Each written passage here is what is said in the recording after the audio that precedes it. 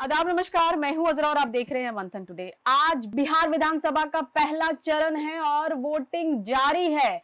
और आपको यह भी बता दें कि बिहार विधानसभा चुनाव के बीच एक बड़ा राजनीतिक बयान सामने आया है। नेता प्रतिपक्ष तेजस्वी यादव ने चुनाव आयोग पर गंभीर आरोप लगाया है। उन्होंने कहा है कि इस बार वोटिंग का जो गतिविधि है और परसेंटेज है वो घटते हुए नजर आ रहा है और उन्होंने प्रशासन पे भी लापरवाही का आरोप लगाया है। इन्हीं सब संदर्भ में हम बात करेंगे। हमारे साथ हमारे सहयोगी हैं मनोज नारायण सिंह है। बहुत बहुत स्वागत है आपका। अच्छा, क्या कहेंगे अभी तक का जो वोटिंग है कैसा चल रहा है? वोटिंग तो स्मूथली चल रहा है। छिटपुट जो है अगर बातें अगर छोड़ दी जाए, लेकिन सुबह से जिस तरह से मनेर के विधायक भाई वीरेंद्र का बयान आया, वो जो है लगातार ये आरोप लगाने लगे और प्रशासनिक अधिकारियों से बात उन्होंने किया कि हमारे वोटर्स को खदेड़ा जा रहा है, हमारे वोटर्स को वोट देने के लिए नहीं जाने दिया जा रहा है। उसके बाद में एक वीडियो और भी वायरल हुआ दियारा क्षेत्र का। दियारा क्षेत्र में भी कुछ लोगों ने यह आरोप लगाया कि हम लोगों को चुनाव देने से मना किया जा रहा है। और आपको बता दें कि अगर दियारा क्षेत्र की बात करें, आज के डेट में जहां जहां पर चुनाव हो रहा है, मुंगेर की बात करें या फिर पटना की बात करें, दियारा क्षेत्र जो है ये लगभग 56 ऐसे बूथ हैं जो गंगा पार में हैं। वैसी स्थिति में जो है चुनाव कराना भी एक टफ वर्क है। लेकिन अब सवाल ये भी मनोज जी, सवाल ये भी उठता है कि जब चुनाव आयोग क्लियर कहता है कि हम हर तरह से मैनेजमेंट मेरा बहुत तगड़ा है, मैनेजमेंट मेरा बहुत अच्छा है, लेकिन अगर उन्होंने मैनेजमेंट रखा तो उन्होंने दियर के बारे में तो सोचना चाहिए। उन्होंने अगर जो रोड आ रहे हैं लोग वहां से, जिस तरह से नाव से आ रहे हैं, तो कभी भी कुछ भी घटना हो सकती है। तो फिर यहाँ पर चुनाव आयोग की चूक भी हो सकती है ना। वो मैनेजमेंट वहां कहाँ है उनका? फिर देखिए, ये चुनाव आयोग का काम नहीं है पुल पुलिया बनाना, ये सरकार का काम है। अगर जहां पर पुल पुलिया नहीं बना हुआ है, जहां पर सुगमता से जाने का व्यवस्था नहीं है, वहां पर अल्टरनेट व्यवस्था की जाती है। तो यहाँ पर जो 56 बूथ जो है फर्स्ट फेज में जो जहां जहां जो चुनाव हो रहा है, इसमें 56 ऐसे बूथ हैं दियारा इलाके के जो गंगा पार है। लेकिन यहाँ पर लगातार नाव से पेट्रोलिंग भी की जा रही है और नाव से लोगों को पहुंचाया भी जा रहा है। तो ये सुगमता का जो है ये सब व्यवस्था किया गया है।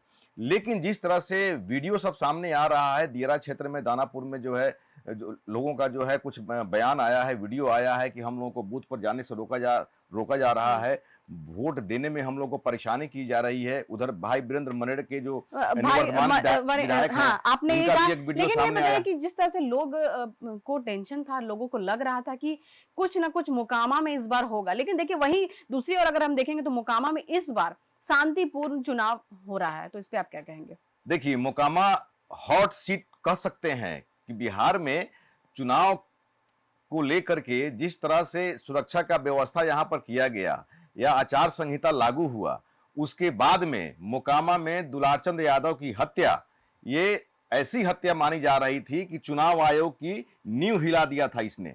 तो इस पर चुनाव आयोग काफी सख्त हुआ। आनन फानन में वहां के अधिकारियों को सस्पेंड किया गया, वहां पर डिप्टीशन किया गया और वहां पर भारी संख्या में फोर्स की तैनाती की गई है, पैरामिलिट्री फोर्स की तैनाती की गई है, एसटीएफ के जवान की तैनाती की गई है। अभी स्थिति यह है कि मोकामा में परिंदा भी पर नहीं मार सकता है। और ललन सिंह का जिस तरह से वीडियो आया था सामने कि किसी भी आदमी को घर से नहीं निकलने देना है, वैसी स्थिति में उन पर एफआईआर भी हुआ और वहां पर सुरक्षा का पुख्ता इंतजाम किया गया है। शांतिपूर्ण अभी तक वहां पर चुनाव हो रहा है मोकामा में। लेकिन इस बीच में जिस तरह से तेजस्वी यादव ने यह आरोप लगा दिया चुनाव आयोग पर कि वोट में देरी की जा रही है, आरजेडी के कार्यकर्ताओं ने यह आरोप लगा दिया कि बिजली चोरी की जा रही है, बिजली काट दी जा रही है, जहां जहां पर उनके वोटर्स हैं वहां पर परेशानी की जा रही है। हालांकि चुनाव आयोग ने इसका खंडन किया है, लेकिन जिस तरह से हालांकि ये 2020 में भी हुआ था, उसके पहले भी हुआ था, जब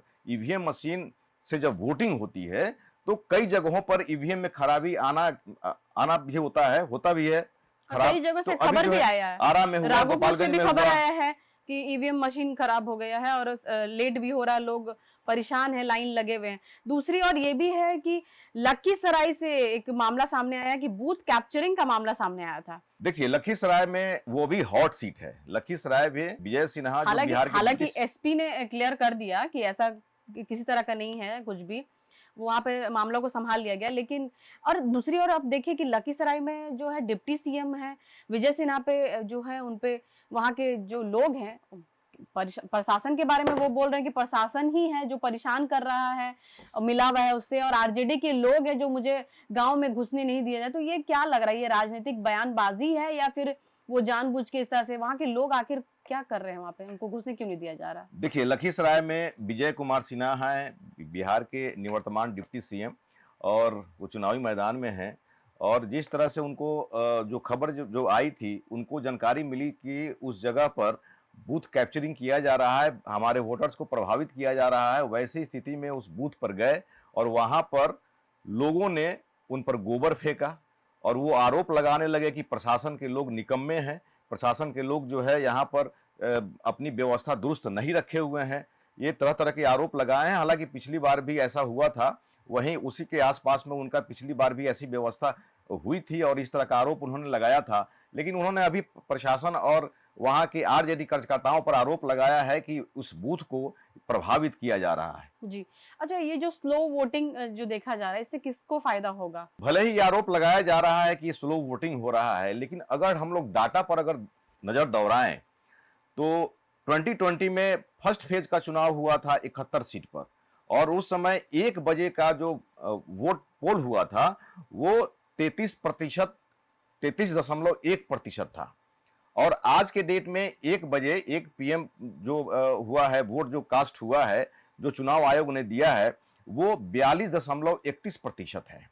तो इस तरह से अगर डाटा का अगर मिलान करें तो वोट परसेंटेज में जो है कमी नहीं है, इजाफा है। लेकिन आरोप तो लगते रहते हैं, आरोप चल रहा है। हालांकि हो सकता है कि अच्छा, कहीं कहीं ये किसी जो किसी ये बूथ पर हाँ, स्लो चल रहा हो। परसेंटेज की बात तो कर दिया, लेकिन आप ये बताइए कि फायदा इससे किसको होगा, नुकसान किसको होगा? इसमें फायदा और नुकसान, जहां जहां पर अगर जिस बूथ पर महागठबंधन का वोट बैंक है, अगर वहां पर स्लो वोट होगा तो वैसे स्थिति में महागठबंधन को नुकसान होगा। जहां पर एनडीए का वोट बैंक है, वहां पर अगर स्लो वोट कास्ट होगा तो एनडीए को हानि होगी। तो ये डिपेंड करता है एक बूथ वाइज पर कि किस बूथ पर किस पार्टी का वहां पर वोट बैंक है, और वहां पर अगर स्लो होता है तो संबंधित जो पार्टी है उसको नुकसान होगा। जी, बहुत बहुत शुक्रिया आपका। तो इन्होंने साफ तौर से कहा है कि अभी तक किसी तरह का अगर देखा जाए परसेंटेज तो पिछली बार के अपेक्षा अभी इस बार बढ़ा हुआ है। फिलहाल के लिए इतना ही। देश विदेश की ताजा खबरों को देखने के लिए देखते रहिए मंथन टुडे। अगर आपने हमारे चैनल को सब्सक्राइब नहीं किया है तो अभी करें, लाइक करें, शेयर करें, फॉलो करें, और गोदी मीडिया के प्रकोप से बचना है और ऐसी निष्पक्ष पत्रकारिता देखना है तो देखते रहे मंथन टुडे। शुक्रिया।